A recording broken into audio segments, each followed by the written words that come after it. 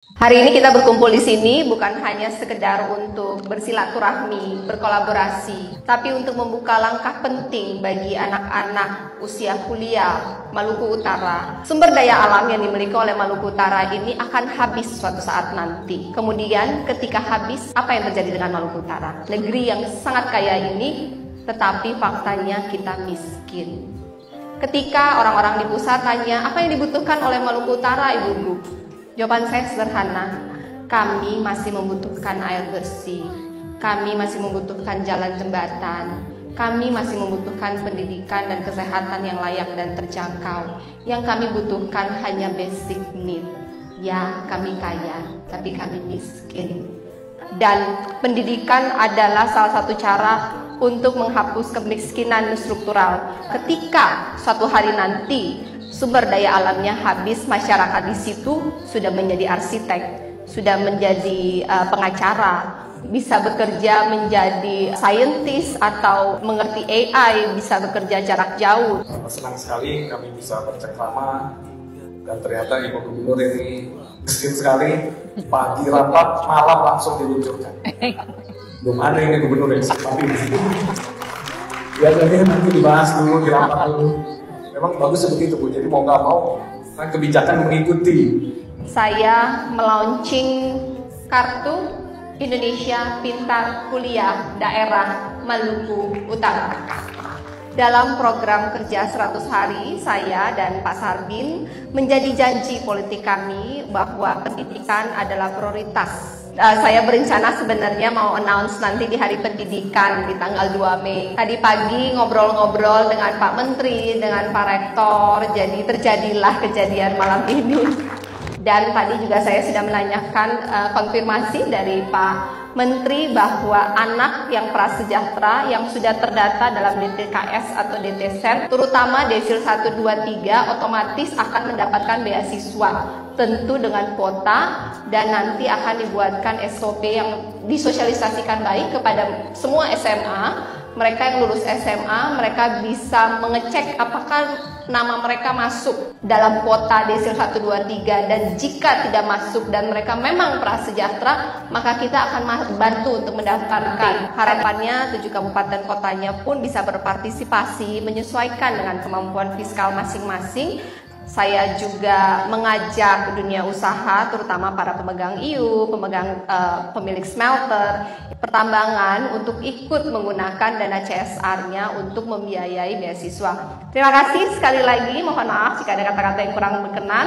Pemprov Maluku Utara hadir di garda terdepan mendukung peningkatan kualitas pendidikan di Maluku Utara. Ada yang tahu hari ini hari apa? Siapa itu Kartini? Ibu kita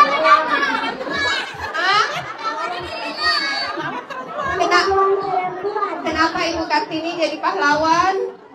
Karena Ibu Kartini ketika waktu itu perempuan belum boleh belajar, Ibu Kartini memperjuangkan hak-hak perempuan untuk bisa belajar, bermimpi, dan mendapatkan pendidikan yang sama dengan laki-laki.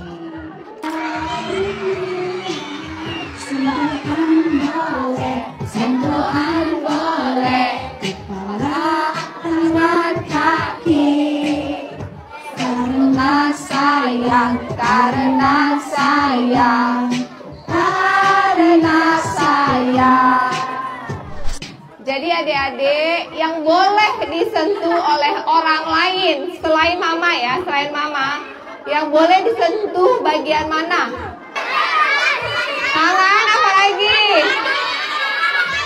Yang tidak boleh? Jadi biar gampang diingat, yang boleh disentuh itu dari pundak ke atas, lutut ke bawah ya. Kalau ada yang sentuh bagaimana? Kalau anak-anak lapor ibu guru bilang apa? Lapor polisi.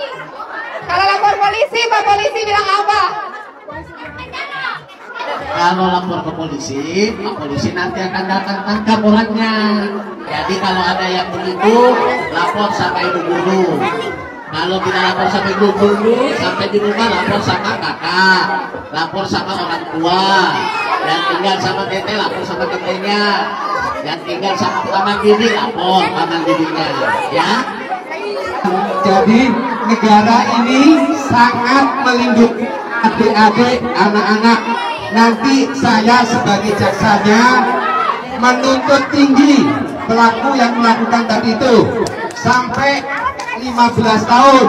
Kalau dilakukan oleh bapak ibu gurunya tambah sepertiga, 20 tahun. Ya, makasih ya. Lapor sama ibu guru atau orang tua di rumah. Terima kasih. Terima kasih Pak Polisi, Pak Jaksa. Nah, mana hadiahnya? Nih tadi yang rajin jawab.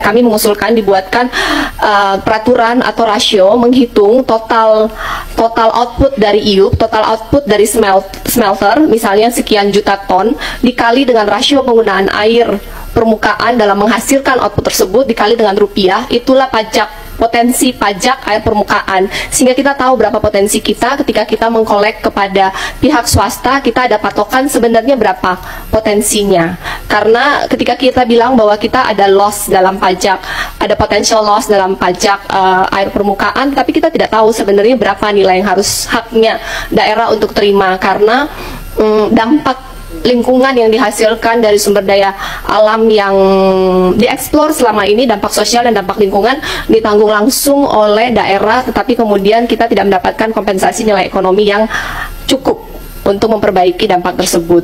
Begitupun dengan pajak alat berat menjadi salah satu variabel dalam PAD, tetapi di lapangan kita kesulitan mendapatkan data sebenarnya berapa banyak alat berat yang dipakai bekerja di pihak swasta masing-masing, karena semua datanya melalui Kementerian SDM dan provinsi tidak di-CC-kan. Itu beberapa harapan yang kami bisa dibantu daerah tambang, karena APBD kami bergantung hanya terhadap DBH dan PAD, tetapi kemudian kami mengalami keterbatasan dalam menghitung potensi sebenarnya yang kami harus dapatkan dari PAD. Sebagai contoh, jika boleh sharing, ada suatu pulau di Pasifik namanya Pulau Nauru. Di tahun 90-an sangat kaya dengan fosfat, tetapi dalam pemanfaatannya pada akhirnya sumber daya alam itu habis. Ketika sumber daya alam itu habis, yang tersisa hanya dampak lingkungan dan tidak terjadi diversifikasi ekonomi yang baik. Kami Maluku Utara tidak ingin terjadi seperti Nauru yang kedua. Kami tidak ingin sumber daya alam kami habis, karena pada akhirnya akan habis, anggaplah 20 tahun dari sekarang. Dampak lingkungan ketika petani dan nelayan biasanya bisa hidup cukup menjadi petani dan nelayan, faktanya sekarang di daerah lingkar tambang petani dan nelayan tidak bisa maksimal seperti dulu karena dampak lingkungan. Tetapi harapannya nikel bisa menjadi leverage, bisa menjadi digunakan untuk membangun fondasi ekonomi dan diversifikasi ekonomi, diharapkan bisa memberikan jalan jembatan yang layak, fasilitas kesehatan dan pendidikan yang layak. Faktanya setelah nikel sudah berjalan kurang lebih 10-15 tahun, ekonomi kami di Maluku Utara bertumbuh dengan sangat baik, 2 digit, sebagian sejahtera, tetapi kemudian terjadi inflasi yang cukup tinggi di lingkar tambang, sehingga kesejahteraan masyarakat menjadi zero sum. Mereka tetap jalannya tidak terhubung, pendidikan dan kesehatan belum layak dan berkualitas. Jadi permintaan dari kami hanya menginginkan kompensasi ekonomi yang layak, mohon jalan, jembatan, pendidikan, kesehatan dilayakkan sesuai standar layak saja. Jadi ketika 10, 15, 20 tahun lagi sumber daya alamnya habis, di Maluku Utara sudah ada diversifikasi ekonomi di pertanian, di perikanan dengan skala ekonomi of scale yang cukup besar yang bisa menggantikan PAD dan DBH yang dihasilkan oleh tambang, tetapi di sektor perikanan dan pertanian.